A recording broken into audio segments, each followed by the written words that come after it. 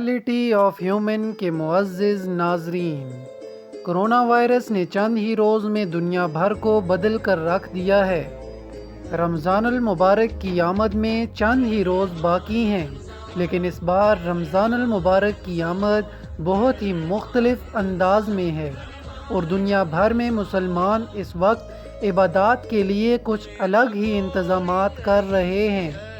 رمضان المبارک اسلامی کیلنڈر کا سب سے بابرکت مہینہ ہے، جس میں عبادات، اجتماعیت اور خیرات کا بھی احساس ہے، لیکن کرونا وائرس کی وجہ سے رمضان المبارک کی آمد پر اس بار دنیا بھر میں ایک الگ سی تیاریاں ہو رہی ہیں، کیونکہ وبا کی وجہ سے مساجد بند ہیں، کئی ملکوں میں کرفیو اور لاک ڈاؤن ہے۔ ان حالات میں مسلمانوں میں رمضان المبارک کے حوالے سے ایک بے چینی سی ہے۔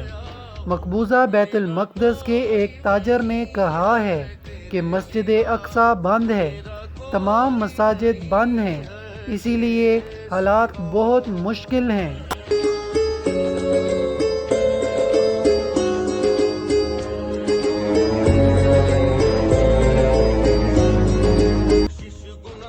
معزز ناظرین گرامی، کبھی نہ سونے والے مصر کے شہر، بازار اور گلیاں بھی بند ہیں۔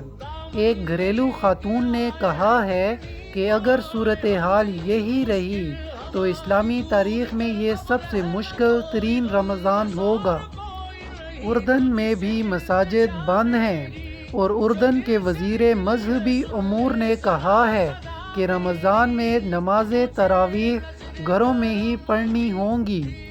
سعودی عرب کے عبدالعزیز نے کہا کہ انہوں نے اپنے بیٹوں کے ساتھ مل کر نماز کی ادائیگی کے لیے گھر میں ہی انتظامات کیے ہیں۔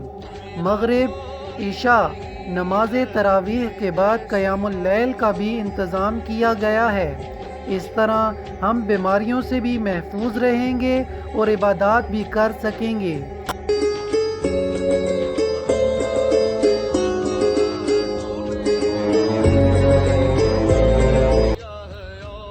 اسی طرح عرب ممالک کے علاوہ انڈونیشیا، ملیشیا سمیت بڑے اسلامک ملکوں میں بھی کرونا وائرس کی وبا کی وجہ سے مساجد میں نماز کی ادائیگی باجماعت ممکن نہیں رہی اور ان ممالک کے بازار بھی رمضان کی روایتی خریداری اور گہما گہمی سے خالی نظر آتے ہیں۔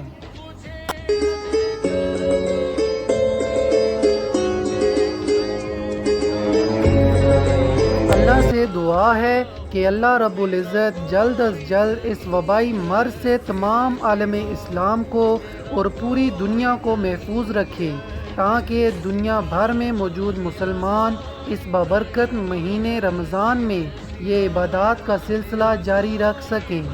آمین یا رب العالمین۔